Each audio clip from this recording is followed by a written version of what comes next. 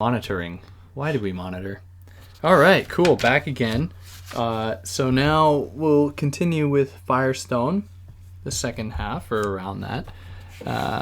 Getting into racism. So how Firestone conceptualized racism, why it exists, and how it can be challenged or how it can be undone.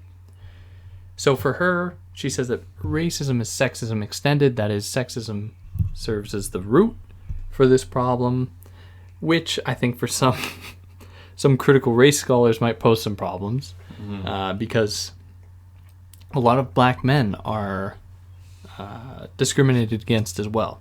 But Firestone does give us a little bit of a solution to that problem, or does give us a way to think about that within for those that listen to the first part. Because why would you listen to this one if you didn't listen to it? It's like I'm really curious about the second half of the second half of Firestone, yeah. The first half, though. How this has to do with the psychoanalytic paradigm, or how the Freudian landscape does, in a sense, set the stage for racism, as Firestone understood it in the early 70s or late 60s. Yeah. Andrew? Yeah, I'll wade into this question. Yes, I mean it is a analysis of a race that I've definitely not encountered before in such a psychoanalytic manner, but I think that Firestone is correct in identifying like a sexual dimension to the issue, largely in the way that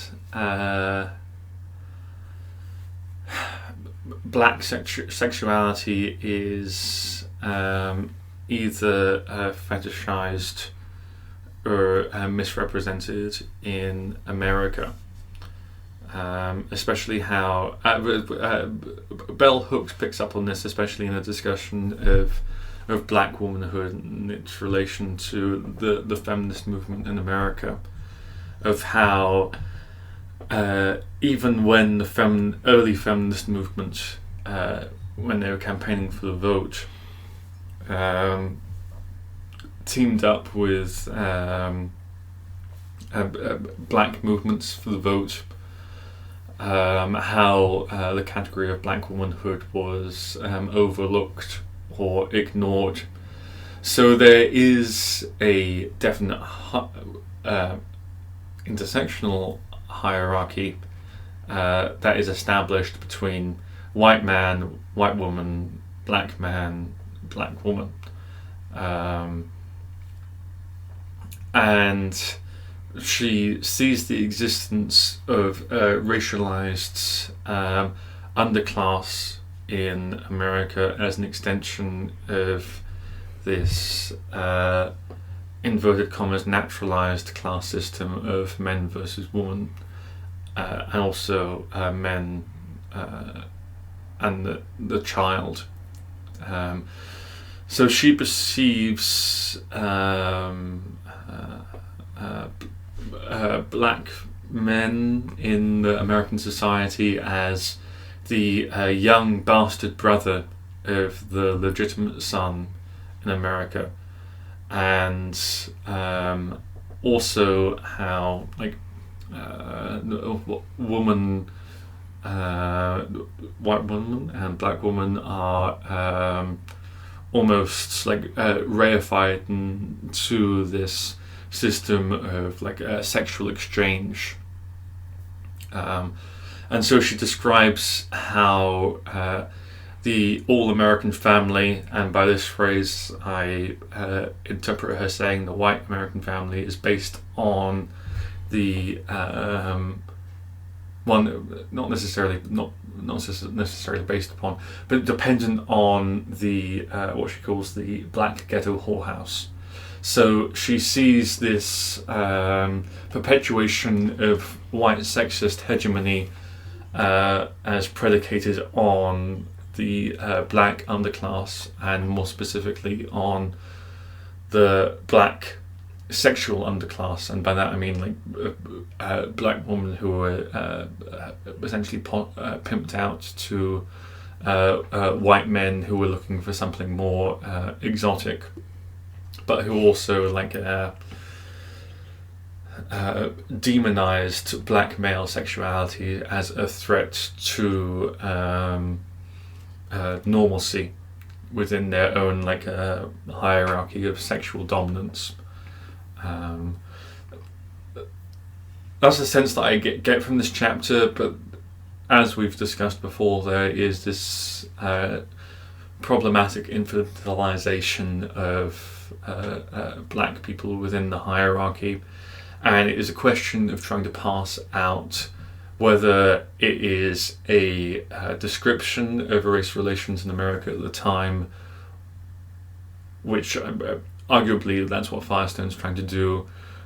Well, not trying to do, but like she's trying to create the most accurate description of race relations in America at the time, or whether it is a limitation of her own analysis, and that she gets trapped in like a paradigm of thinking about race that might not be entirely beneficial for emancipatory projects.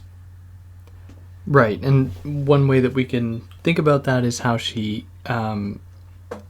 suggests that the race relations within, I would assume, only the United States at this time, just because we're going to put a limit on this, she likens it to a family where the white man is the father, the white woman is the mother, and black people are the children, where the black man is the son and the black woman is the daughter. So to this, I wonder, given her critique of Freud, why she has to suggest that there is like a family dynamic here. Is it because the psychoanalytic dream or the psychoanalytic framework or the Oedipus complex has taken over, and that we must, because we are forced to, look at these things in these terms? Or is it because she sees a useful way to evaluate these, these conditions through this lens?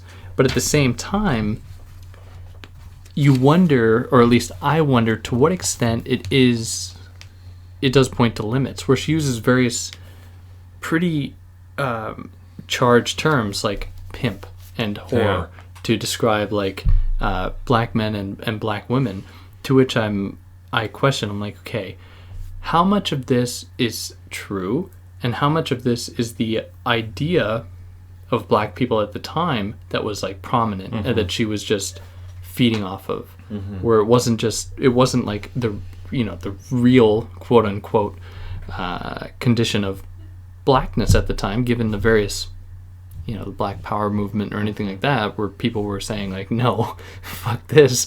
They weren't just simply like falling into these roles in such a simple way as I think maybe Firestone was laying them out. So that's a problem I have, where I feel like she's almost too simple. Yeah. Saying like this is who they are in this. And I think that what that inadvertently does is pay credence to the power of the Oedipus complex, or pays credence to the power of the psychoanalytic paradigm to make these things real, which is almost like a nod to it, to which, psychoanalysis would say, you're going to critique me, but you just said that I'm pretty effective. I've pretty much changed the entire landscape of, the whole way you understand the world. So yeah, that's my critique of it. So, but as far as things good, I think that it does, and like you said, this isn't a critique I've really become familiar with, which isn't to say that I'm not familiar with various critical race critiques that have taken psychoanalysis as a means to evaluate various racial relations, especially the construction of stereotypes and things like that through psychoanalytic lenses, do exist. Like Homi Bhabha taps into this. This is just one example. So I think that she is really onto something when she's describing a situation, because it's a situation that has been affected by various, theoretical circumstances that, have come through the university, that have come through other institutions that have pushed this psychoanalytic narrative. So I think that she's doing a very good job at drawing attention to how we shouldn't just disavow this. We should, in many ways, evaluate the extent to which it has an effect on our daily lives. Yeah. That's, yeah. And I think she's also correct in suggesting that the categories of masculinity and femininity means different things if you add the reality of race relations, I guess. If that's another like a framework that you add on top of the other framework, it's not so simple as saying that men and women forced into these different roles within the sex class system, no matter what kind of race they are, because the race that they because in America, like at the time, white and black meant something much more like substantial in the sense of like social, economic conditions and like cultural bifurcation, and also just how like white people and black people are related to one another, and the effect that had on like how a white man would see masculinity, how a black person would see masculinity, and vice versa with femininity. So I think it can be seen as one of those sort of early intersectional analyses of like the social situation, right? But I mean, it does have limits because, in the sense of stereotypes, because like at the time, like people were directed towards stereotypes to identify with, and this is how she discusses this more in like the section on love and romance, about the interpretive framework that we use to understand and exist in the world. Like if a particular phenomenon or experience doesn't fit that framework, then it must be denied or excluded. So people try to make sure that their existence fits the framework as much as possible. So it's conceivable that she's critiquing the framework rather than the existence that it purports to map onto. Yeah. But another thing that I had a little bit of trouble with it was that when she was saying that when white women were racist, it was simply because they were kind of embodying the male voice, like the white man. To which I think, okay, there's some validity to that. But at the same time, I think it's very possible that white women can just be racist. Yeah. Like without trying to attribute it to this kind of originary point of, the white man. Which isn't to say that obviously the white man doesn't have certain power in dictating these things. But I also don't want to, I wouldn't want to remove the white woman from certain, guilt. From culpability, yeah.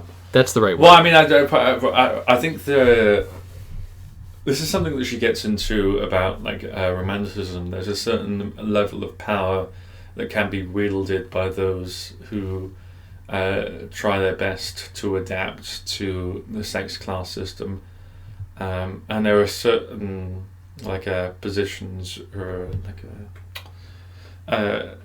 tendencies that people can use to become more powerful, I guess. I mean, it's like I don't know. I mean,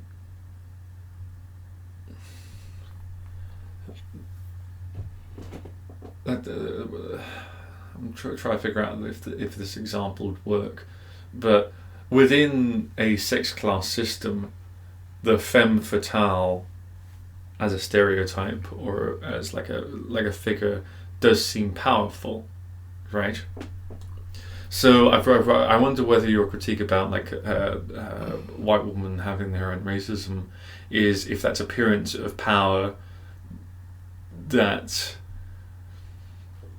isn't necessarily powerful within the general scheme of things, or if there are ways to express or absorb power within as a subordinate term within like a hierarchy. Yeah. Because I mean, I'm trying to stick to the text as much as possible, but like she does talk about Uncle Tomism and how people can ascend to a position of authority or influence within like a racist paradigm, yet still seem like they're wielding authority, I guess. Yeah. I mean, but it's just, I mean, this is, I mean, because she's, I mean, let's slip into Leah Clark a little, but like, it is a meta-narrative of power. Like, everything can be explained by the Oedipus complex for Firestone, and unless you're at the very top of, well, I mean, to a certain extent, the people who are at the top of the Oedipus complex are actually quite deprived of the fullness of life. Yeah. Yeah. Who would say that, though? Because I agree. It's just like those people that are at the top of the, that have the most capital are pretty, are devoid. Well, I mean, they're having a great old time. But, like, at the same time, having like a lot of financial security and being able to tell people what to do and having people respect you, like, that does have a level of existential impoverishment to it. Like, she talks, we'll get into this when she talks about love, but love is all about expressing mutual vulnerability to another person. Yeah. And being the top of the hierarchy means that you're precluded from any expression of vulnerability at all. Right. So, okay, so this gets into her, like, what does it mean to be human? Or what would it mean then to be which I think will bridge our move into that chapter on love. Which is my favourite section. I will be honest about that. Good. But okay, I think you really stumbled onto something. So what would this kind of ideal human being look like? So we're going to get into it a little later on with, what the ideal kind of social situation would look like. But when we're dealing with the specific human, as you said, there's a pretty specific criterion that she will come to lay out that we're going to get into. That they must be able to show some degree of vulnerability. Mm-hmm. So those people on top that don't have that don't have any need to show that, and why would they? Because if you have everything, like, anyone who challenges you can just fuck off. Like, you have no reason to be here. Are those people then less than human? And I don't mean this as some kind of like humanist critique. Like, but for her, are those people actually worse off? Because it seems to me that, to which she'd say, like, then what's the point of throwing, their lives suck, like, let them keep living that life, if that makes sense. Well, that's largely because, like, the people who are living below them are living not only impoverished emotional lives, but also impoverished economic, social, and political right, so lives. It's the both, it's the dualism there. Yeah, and like the need for more power is like a pathological urge. Like, why on earth do you want to dominate people? You want to dominate people because you want to make your daddy happy. If we're taking like the Oedipus complex as like an overarching theory of like the human desire for power. And it is this sort of fundamentally repressive to the person who is trying to get as much power as possible, and oppressive to the people who are deprived of the ability to determine their lives autonomously, without trying to seek the comfort of cultural forms that ultimately will fail because they're contingent and historical. So, I mean, for Firestone is like, well, I mean, we're all kind of fucked. I mean, like the men who are on top feel like they're living fulfilling lives, and to a certain extent within the current culture and society that we have. Yeah, sure, but it's like, at what cost? Like, Yeah. You're depriving yourself of so much, and you're depriving others of so much more. So how does that figure in with love? Like, in love, her discussion of love, does she give us her kind of like ontological mapping of what it means to be, well, like a human? Well, okay, so what I turn to is that love is an expression of okay, so she starts off by saying that love is not altruistic at all. So she just like discards that because it's the act of definition absorbing another into yourself. Well, It's but selfish. but it's also a kind of mutual absorption. Yeah. So there is no sense of like, oh, I'm going to take you over, because that's dominance.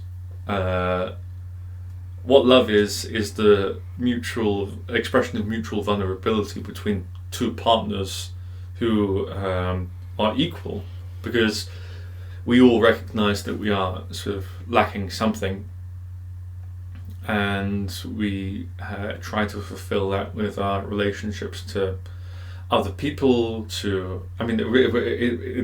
only reason that we do anything at all, really. Like, our ultimate motivation is lack, but this ends up like building into expressions of love, of where you open yourself up to the other to experience this exchange of selves.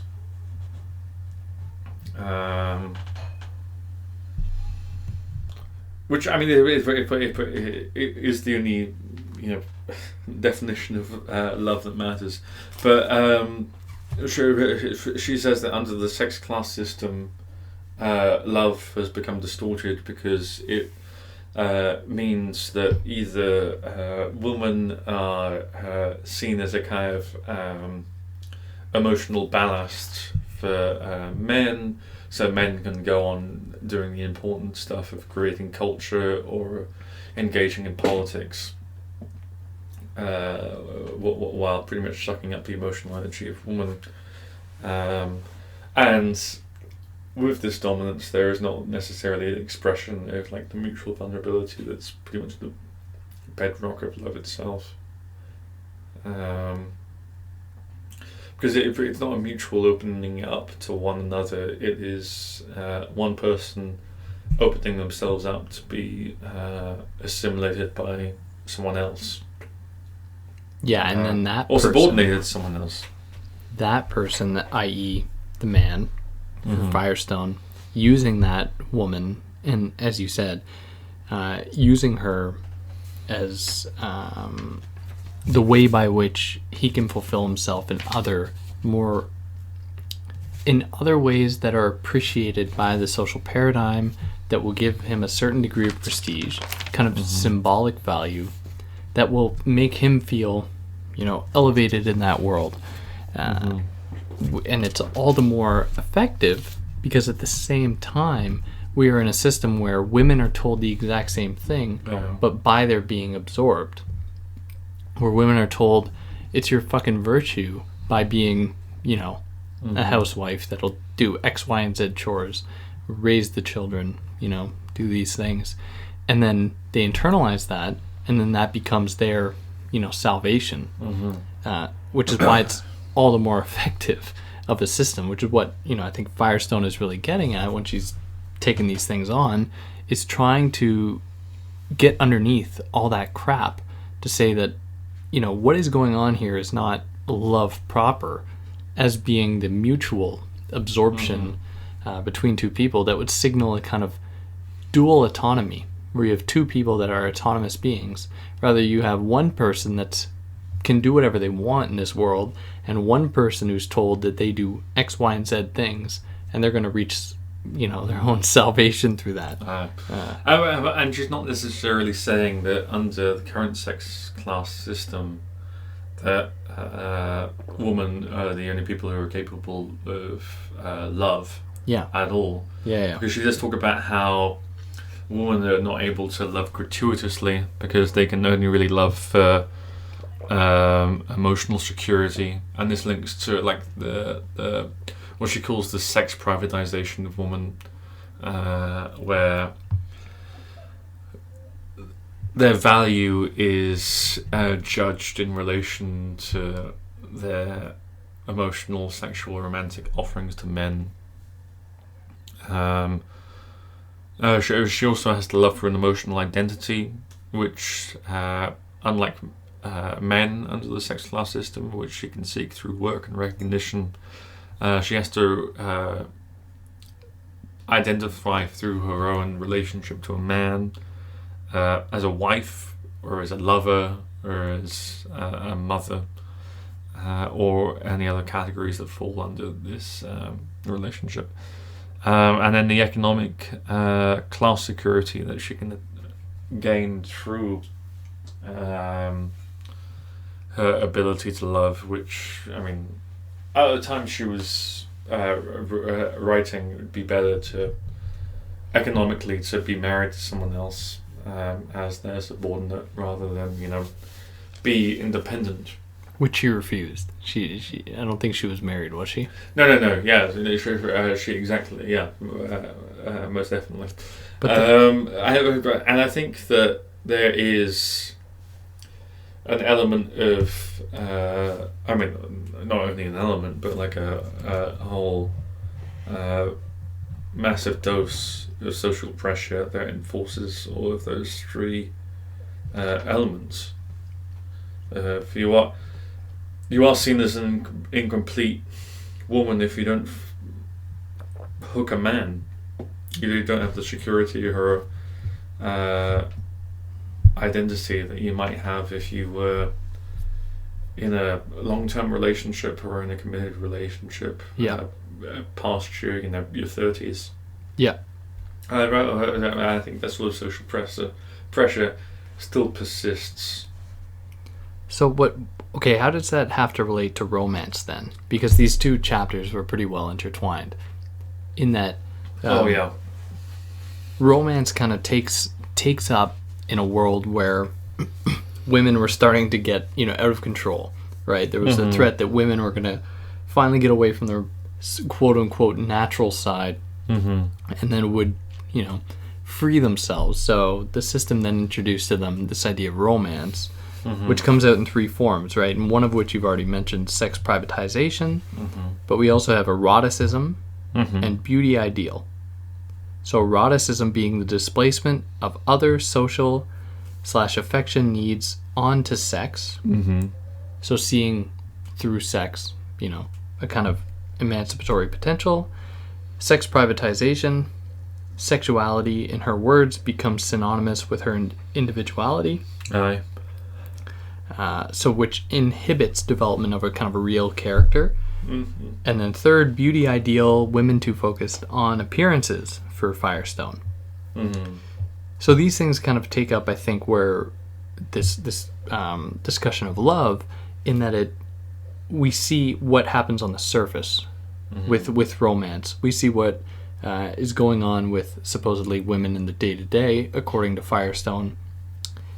These ways that the system has ameliorated the negative effects of women's liberation through these three different possibilities. That is eroticism, sex privatization, and the beauty ideal, that are big distractions for Firestone, I think. Yeah.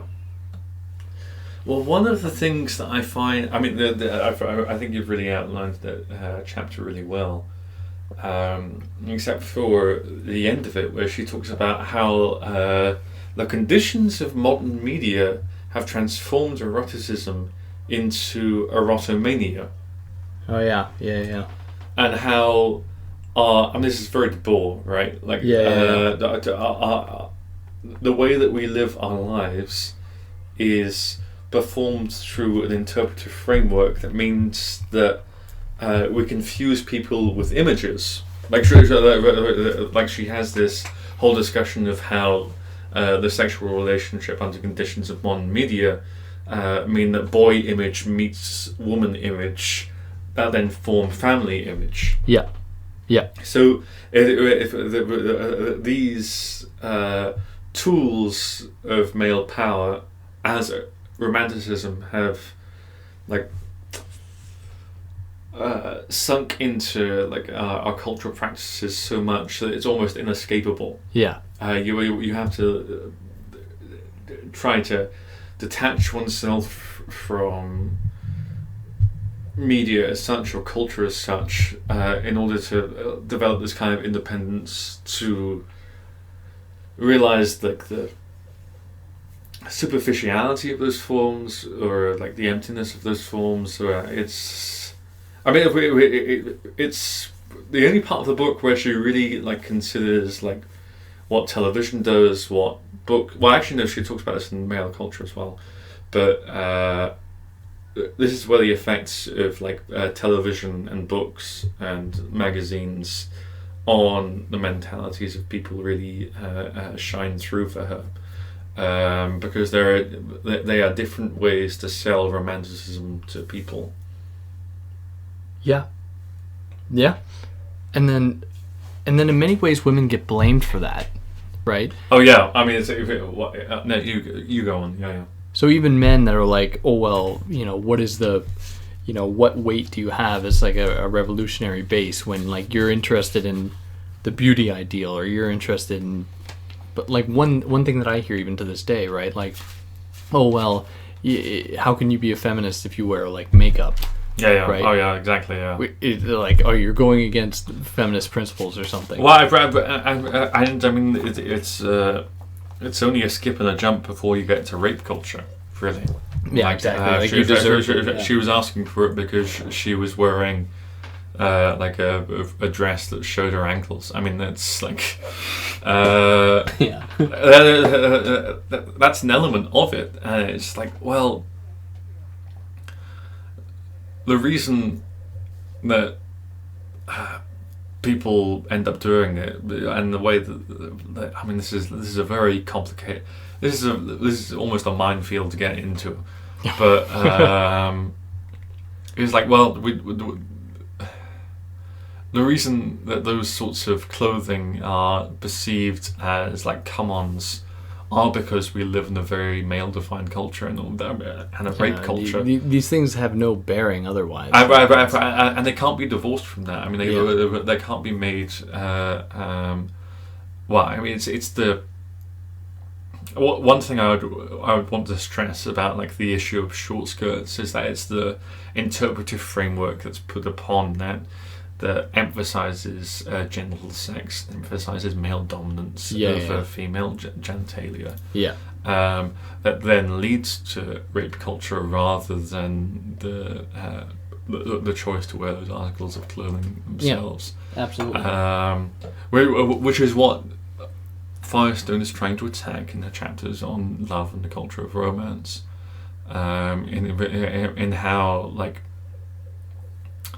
women conceptualized as nothing more than sexual objects, and how they are almost hoodwinked into accepting their own oppression, I guess. Because I mean, at the end of the, I think it's at the end of the culture of romance section where she's like, no one wants to get rid of eroticism. Yeah, like that's not the aim of radical feminism. Like, sex is fun. Like, eroticism is, erotic, for a lack of a better word. But it's the way that it gets sort of wrapped up in the power context of the sex class system that makes it. Yeah. That means that it's linked to much wider socio-political issues, especially the oppression of women by men. Yeah. But I mean, it is. I mean, there is. Yeah, I mean, actually, this is one of the things with radical feminist texts. It's just that they envision like a society that's so radically transformed that it becomes very difficult to discuss it within the terms of the current system, because we're still living within the system that Firestone is critiquing. Yeah. So there are certain, like, as like one of our commenters on the Illich video says, of like the intellectual gymnastics that we have to perform to try and figure out what this is, because it is like a very complicated issue, because we just are never provided with the right grammar or the right vocab for this sort of stuff, because it's deliberately different from everything that we have been raised in, everything that we know. I mean, we are both feminists. I'd hope I am. Like, yes. I don't want to like oust myself as a feminist with a MRA person in the room. No, I am not. But even when you're a feminist, like reading Firestone, it's like, okay, there's a language here that doesn't actually make sense to people who are feminists, I guess. I agree. To a certain extent. I mean, like, of course it makes sense as a feminist project, but it is difficult to talk to someone else about this in a way that's like mutually comprehensible without just sort of reading Firestone word for word, you know. Yeah. I totally agree. Yeah. So then, okay, to what extent then is this influenced by male culture? How the hell does male culture figure into this to push us into the next section here? Men should stay away from culture for a while. What culture? What do they offer? John Wick movies are not culture, even though I love them. Can't wait to see the third one. Go Raptors! Natalie's been trying to persuade me to go see John Wick 3, and I was like, I will never see that movie. I'm looking forward to it. On the record. Fair enough. Well, let it be on the record that I have not even seen the first two. I am an uncultured swine. I am ashamed of it, though.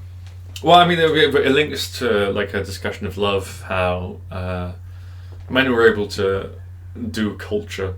I mean, I don't know what the right verb is for culture. They were culturing. Whereas sort of women stayed home to be the muse or to be like the domestic support for their creative energies. Well, what Firestone says is that women only created quote unquote inauthentic art. That art that wasn't it's not real. Well, in the sense that it was art defined against male standards for Firestone. So at best it would be considered derivative, a kind of simulacrum of. Yeah. Well, because how else would you be able to become part of an art scene that was dominated by men? You're either the artist's lover or the artist's groupie, I guess, under the sex class system. Yeah. Because I mean, for Firestone, all culture is defined by the men that produce it, and she just sees some possibilities in feminist art and feminist criticism. She gets to that at the end of the chapter on culture, when she's outlining different types of culture or art, and to a sense, in a sense, it is her outlining of different types of art is kind of dialectical. Okay, I'm curious. Why do you say that? Because to lay it out. So she says that I think there are 4, if I have it right. Yeah, male protest art, male angle, individually androgynous mentality from the female art. All right, so yeah, first one, male protest art. So that's the art that glorifies the male reality. Yes, but in reaction to females gaining not ascendancy, but the threat of females becoming detached from their biology and then moving towards liberation. Yep. And there's the male angle that tries to identify reality. It doesn't realize that the reality it perceives is a male reality and not all of reality. Yep. Then there's androgynous mentality, where there is a kind of recognition of both realities, yet the male reality is still predominant because the female reality is unacknowledged. And then there's the female art,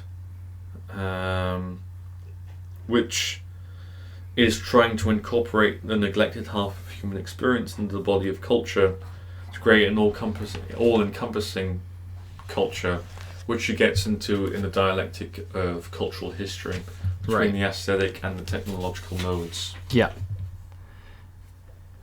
Yeah. So, I don't know how we could talk about one without talking about the other. So, I want to go back to that other thing where you said it was dialectical. What did you mean by that? I only mean it in like a savage or okay. Like, I don't know. That's bad in dialectics. I mean it in the way of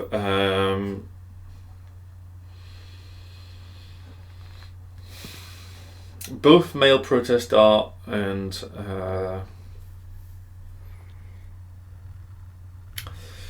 no, I don't know. I mean, largely in the way that female art, as Firestone describes it in the final pages of the male culture section, are about how female art responds to male art and male culture, and how it leads towards the dissolution of not only male culture but the categories of culture itself.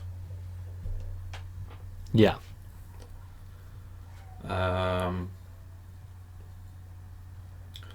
So that's, I mean, because my conception of dialectics is that there is something put forward, there is something antithetical, and then the resolution is not only the resolution of those two concepts, but the annihilation of the categories that make those concepts possible, that leads to a sublation to something else. Yeah.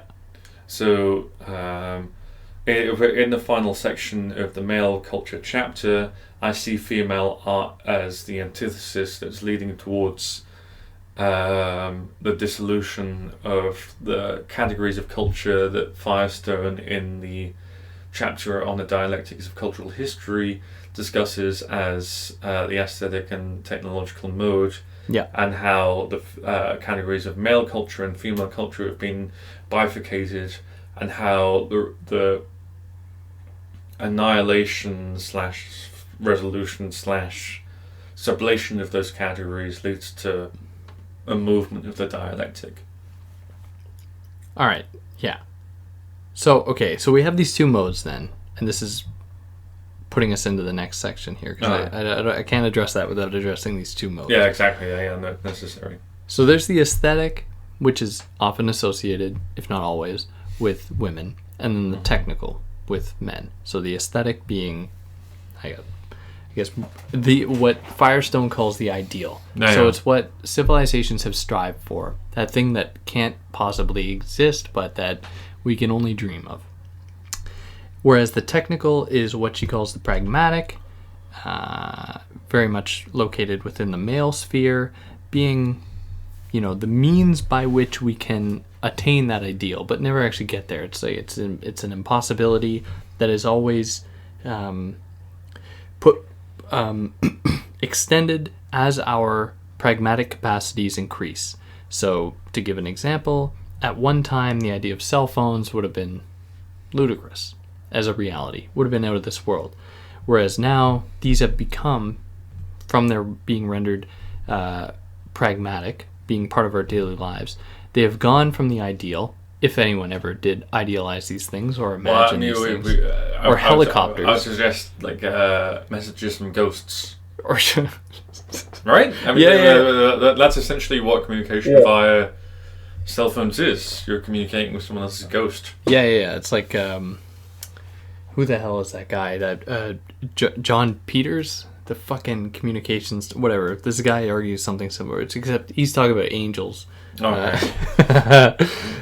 But you're right on the money in that, or we could think of Arthur C. Clarke when he says something like, technology as it gets to a certain point is indistinguishable from magic.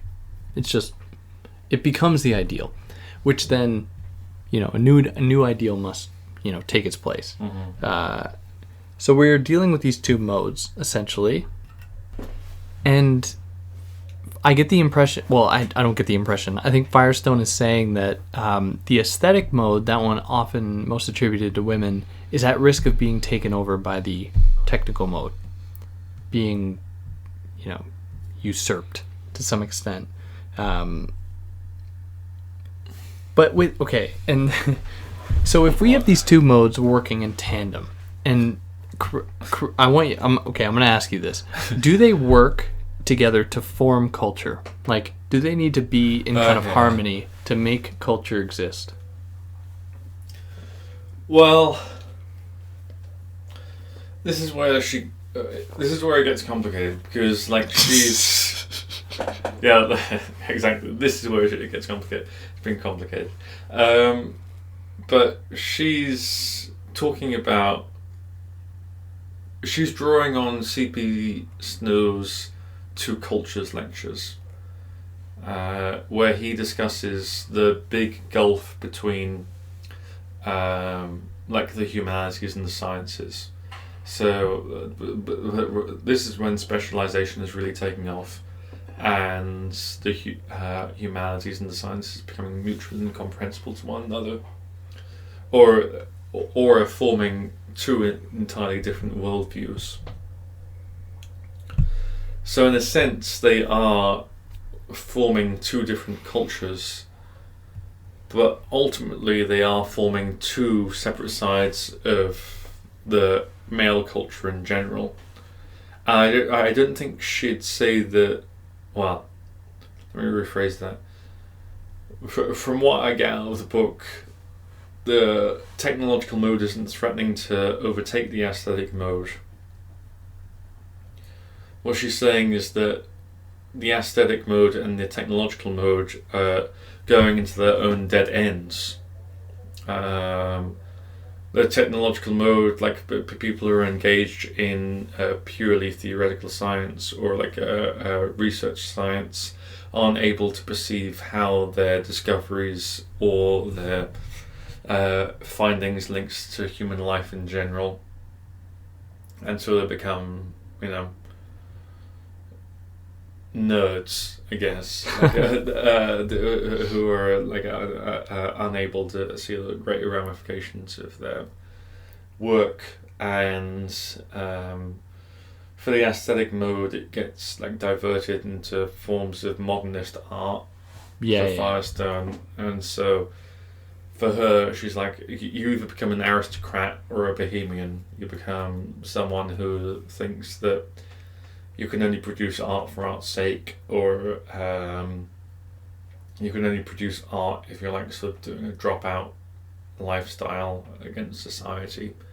That will never actually change like human society as such or human culture as such.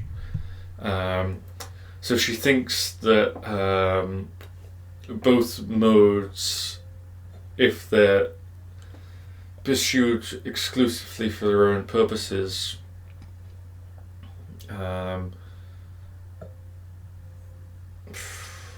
don't do much than merely like provide interesting avenues for male culture.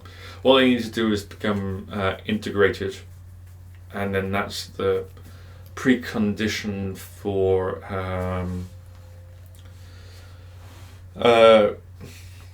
revolution, for cultural revolution, and because for her the definition of culture truly is the idea to conceive the ideal within the possible.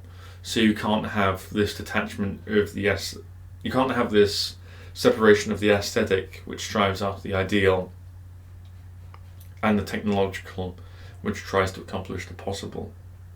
And there are elements of the technological within the aesthetic mode, and elements of the aesthetic within the technological mode, because this whole separation of the humanities, of the arts and humanities, and of sciences is entirely artificial. Yeah. And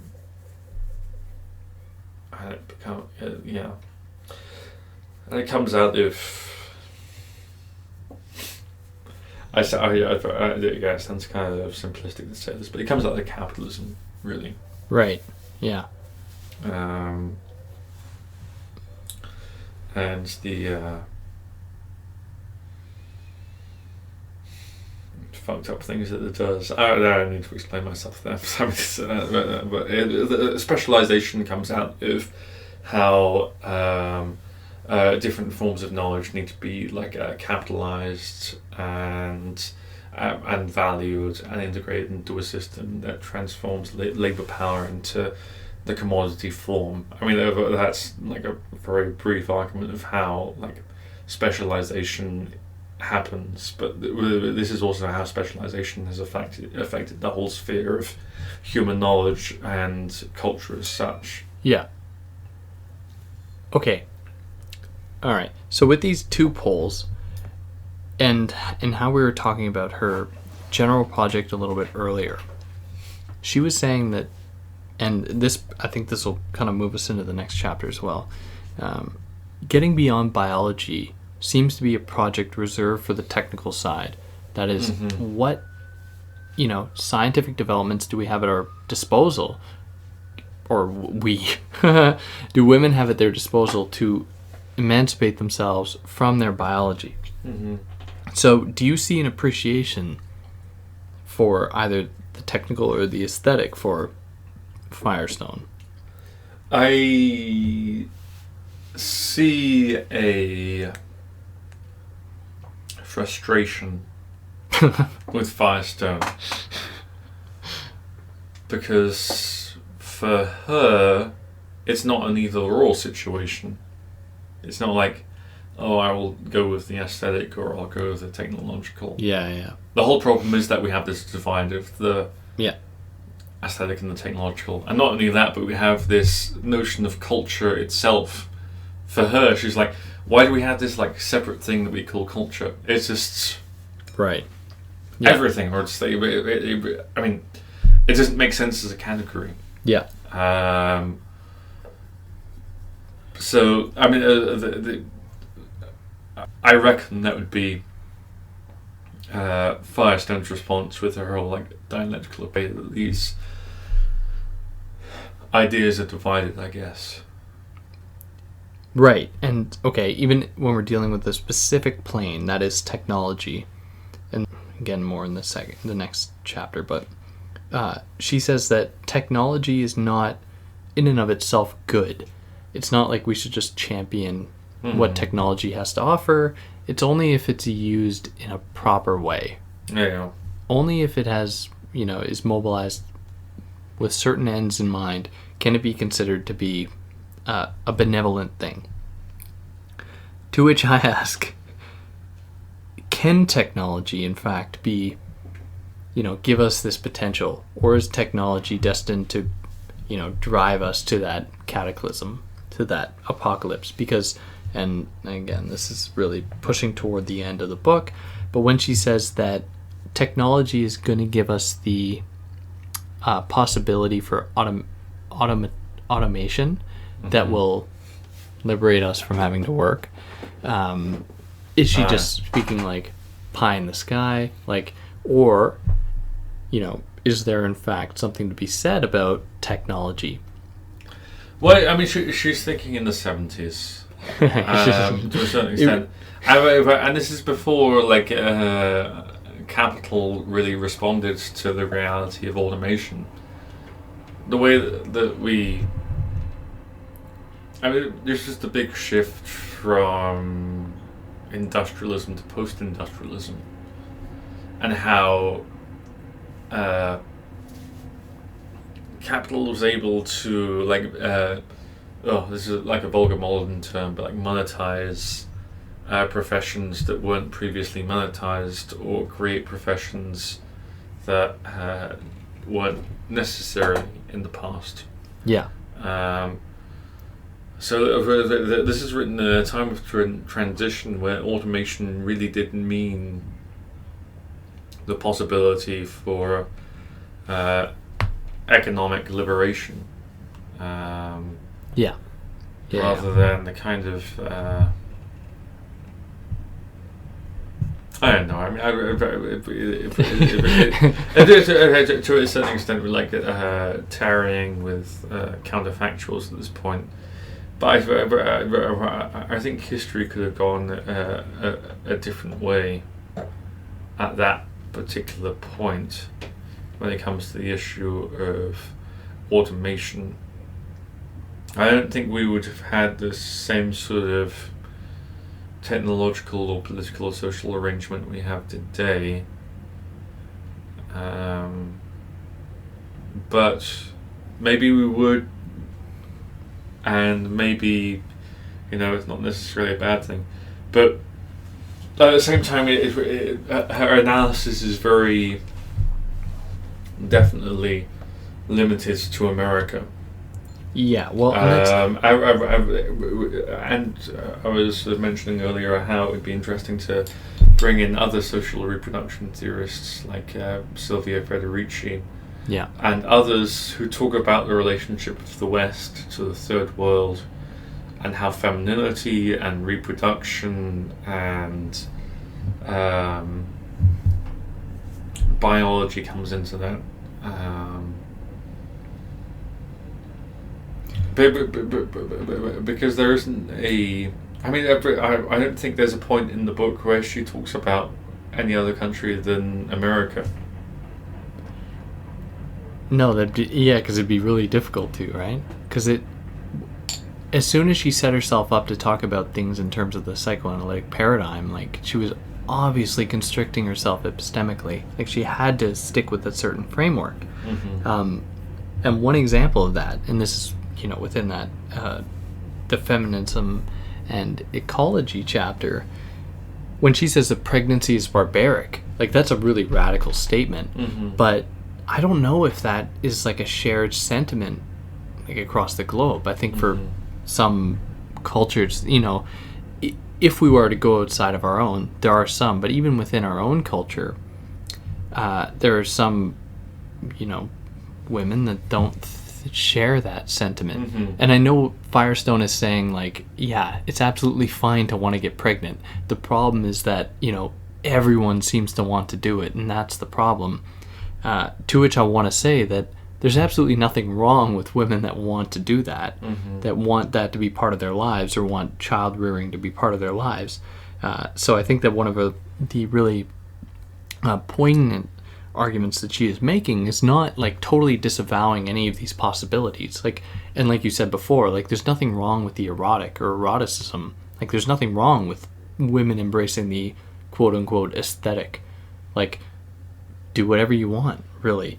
But the point is that we live in a world where you can do whatever you want, where, the old Marx's old dictum, like, man, of course, it's always man, wake up in the morning and, do this, X, Y, and Z, and then fish in the morning and hunt in the afternoon, and then philosophize in the evening, or something, like the Jamaican man that he's so infatuated with, or something. Whatever the example is, I probably fucked it up, but it's something like that. Yeah, you did, but I will forgive you. What is it? Do you remember? It's you fish in the morning, I got that right. In the afternoon, and you you engage in literary criticism in the evening. That's it. Right. So the idea is that none of these. I think the ideal situation is not that any of these things would go away. That is, we wouldn't see the technical go away because that is what it would be necessary to emancipate women from their biological situation. That the aesthetic wouldn't go away, what women are often associated with, but that the option is certainly there for people to do whatever they want, women to engage in either domain that they want. At least it's how I envision. Well, I mean, the whole idea of domain would be absent. I agree. Like yeah. there'd be no such thing as the. There'd be no such thing as the technological. There'd be no such thing as the aesthetic. Sure, It would just be human, which is you just do, just doing, which is part of the whole kind of like a Marxist dialectic. You reach a point where anything you do is human, and like you can have an argument about how that's based on a sort of humanist reification, but that's essentially what Firestone is moving towards, I think, of fulfillment of where culture has been moving towards. I guess I don't know. I mean, yeah. There is a telos. But it is like a dialectical development that takes into account like the difference between the sexes, and to a certain extent is limited to a point. It takes race into account. Yeah. Which I mean, like, there are other people who are writing at the same time as Firestone who aren't writing on racism. I mean, that's one thing to commend her for. But I mean, now that we're sort of like living in 2019, we can go to other people for critical race analysis, I guess. But at the time, it was one of the things that was overlooked. Yeah, and one of the things I like, and this really comes out right at the very end, is that she didn't shy away from sketching what that world would look like.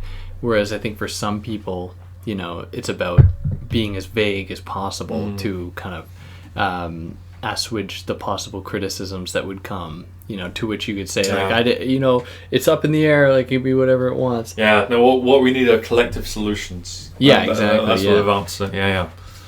Which is what I really like. And to reiterate, and she takes the last part of the book to kind of give us a general summary of what was going on here, how like the big project of science is to emancipate women from their biology, to make women and children financially independent for her, to integrate women and children into society, and then finally sexual freedom for women and children.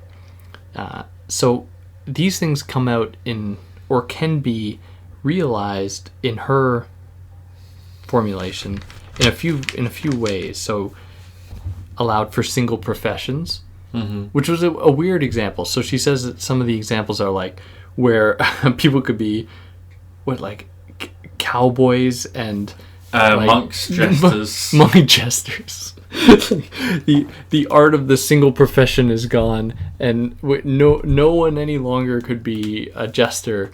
And I thought that was funny. I mean, to be honest, I wouldn't mind the jester life. But that is, I mean, that I think that's a pretty. And this really, for my own part, I'm a big fan of routine, and having like a single profession would be a pretty rock solid way, I think, for someone to, provided that profession wasn't, done for 60 hours a week, right? And that time was actually left for other things that were meaningful to that person. I think that'd be a pretty rock and roll way to go about doing things. So, for that, I would agree.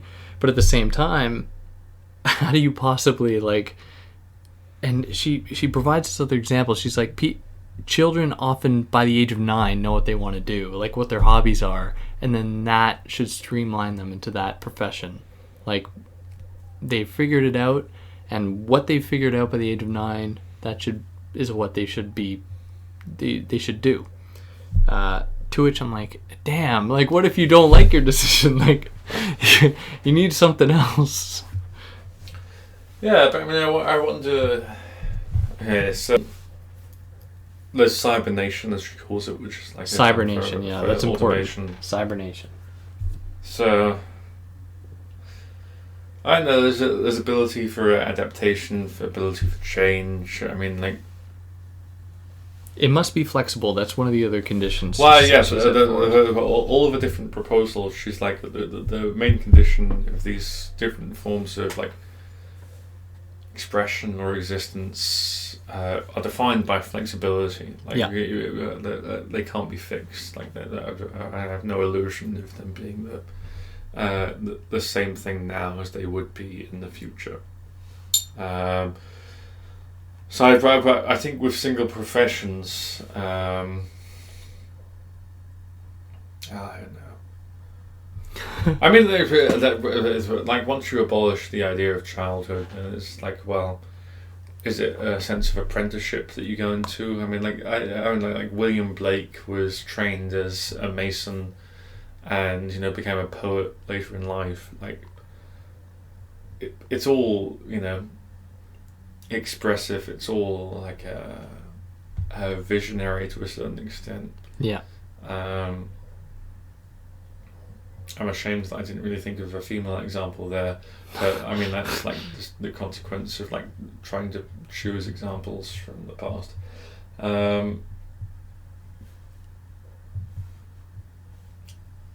So there is some changeability there within the single professions. But at the same time, I'm just like, well, what about like, I don't know, like someone.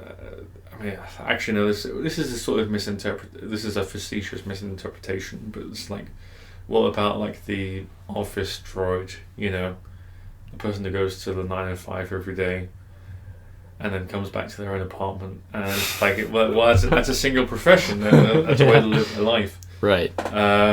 But it's fundamentally unfulfilling because it is just they're limited to a pretty limiting function, and this moves on to like the idea of living together, of like what is fundamentally different from the way that people date and move in with one another nowadays, or just have roommates, like just. Well, and the households, yeah. Well, with households it's slightly different because there is this blurring of the adult-child division. Right. Yeah. All right. So to lay this out. So we have three. There are three, right? 3 different alternatives she lays out for the system. So there's the single profession that we kind of labored on there. Then there's living together, and then there's households. So living together corresponds to the crumbling. Well, it would destabilize the owning of property, I think, as we traditionally understand it, and make the owning of property more of a communal thing, where people can come together to own a house, own a living place. Yeah, a living place where you'd kill your landlord and and you live with other people, like in this place. And when I was reading it, I saw this living together and saw the way that she laid it out, and I was like, okay, I was on board, I understand. And then she presented what the you third. Do ordinarily. Like. Yeah. I am living the sexual revolution right now. Yeah. And then so then she introduced this third one, households. And I saw it and I was like, wait, what the hell? Like I thought this was covered with living together. But households is a lot more complicated in that she says that it's people living together for an unspecified amount of time, and in many cases it would be a situation where people I was about to say cultivate children, but they raise children together. The word alludes. And it's not necessarily linked to the people who birth them. The children, I guess. Yeah. It becomes a communal thing where the idea of parenting being associated with biology, that is the people who gave birth to the child, wouldn't have that kind of transcendent attachment to them. It would instead be kind of diffused, be divided amongst all the people in that household. Mm-hmm. And she has all these kind of interesting parameters for this situation, where she says that the household, like, people can apply for contracts to the household. Limited contracts for the household for like 10 years. Yeah. I mean, it's like an undetermined number years. Yeah. And people would do their chores all together, like a what's it called? Communal living house. A commune. Yeah, it's a commune, Andrew. Thank you. Jesus, what the fuck is wrong with me? The children wouldn't be raised by any one specific couple, be raised by everyone. City planning would be greatly overhauled. Like, if we were to introduce the system, obviously the way that cities were organized, cities were structured would change, and the economy as well, and then activity would obviously change. But what I like about this, even though it'd be so easy for us to poke holes into this and say, this is ridiculous, this wouldn't work. Well, she anticipates that. She's like, or it's all unrealistic. Well, and that's it, and that's why I like her, because she says that at the beginning of the conclusion. She's like, I'm gonna do what I have to do, that is lay it out. Otherwise, I'm gonna be charged with, some kind of willy-nilly fairy dust type pie in the sky theorization or philosophization that doesn't actually get us anywhere, which is what I really appreciate about her. But yeah, what do you think about it? Because I hear that the same sentiments being echoed by current, like, kind of quote unquote communist thinkers that are saying, like, communal action is something that can exist even in this world. Like, it doesn't demand total political overhaul. People existing in communes right now, people having fucking gardens together, some people consider to be like communist actions. So this doesn't seem totally outlandish to me, even though I don't necessarily agree with what the kind of benefit it would offer. I don't see this as being totally out of this world, for my own part. No, nor do I. I mean, I think that one aspect of it I do have sympathy for is the element about,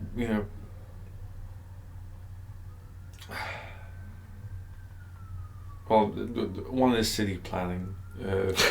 As we hear the police, you hear the police, or it's probably an ambulance, actually. Police or ambulance, they're all fascists. People who try to save your life are fascists. No, I'm joking. Fuckers. I do appreciate medical services. No, I think decisions about medical planning, city planning, could be directed towards, forms of communal living. And I think that there is this enormous patronizing weight on people who are children or considered children of not being able to determine themselves economically or politically or personally, and being able to form like friendships with people who aren't their own parents, or like form their own independent ideas. And I think there is something about the institution of the child that is inherently repressive.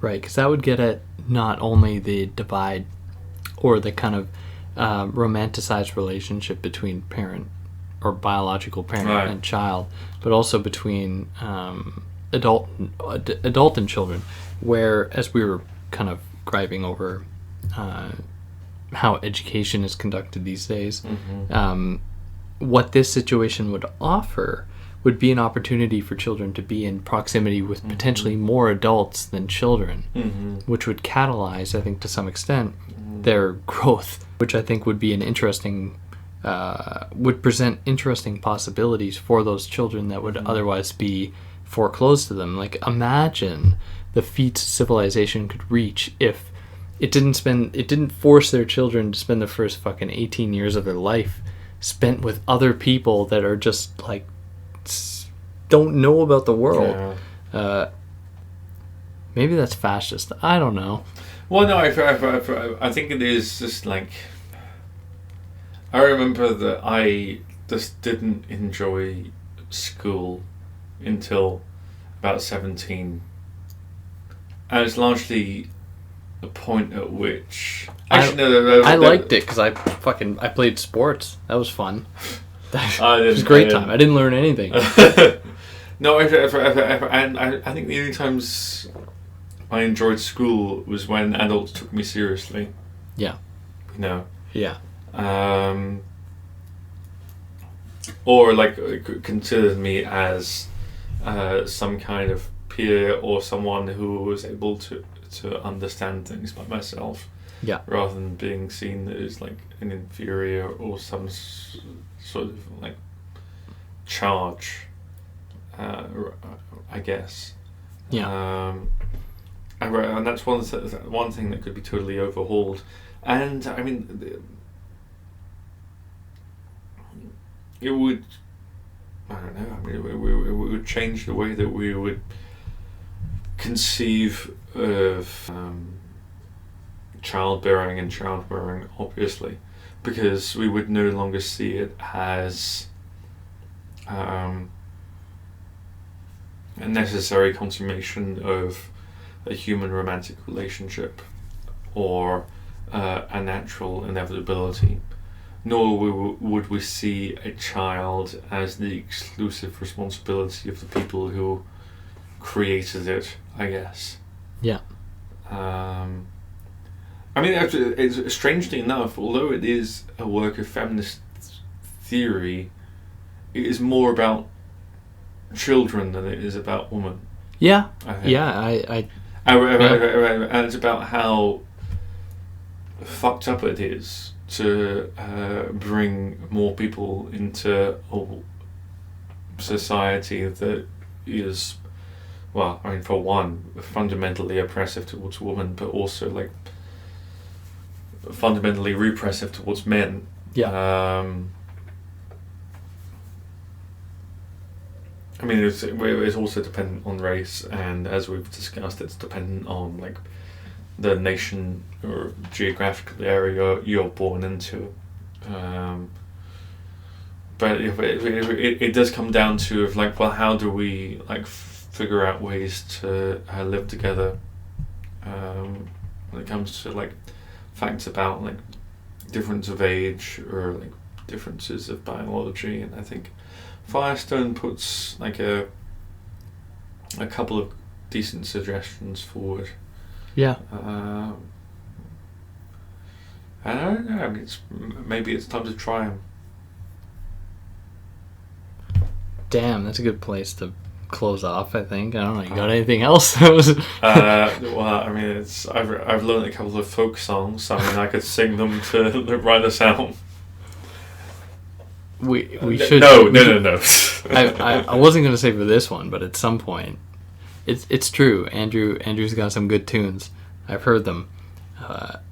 We should do one where we play guitar sometime. That'd be fun. Indeed. All right. Well, shit.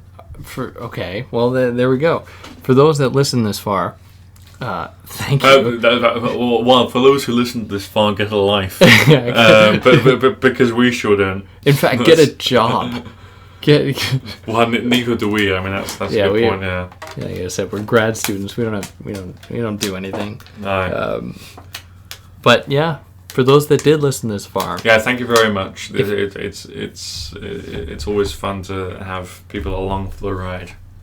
And if you have any problems with what we said, or enjoy what we did, you know how to comment. I don't care if you subscribe. Do whatever you want. Yeah, no, it'd be nice to hear from you, definitely. Yeah, that's what's important for us. But anyways, take care. See you next time. Whenever that happens.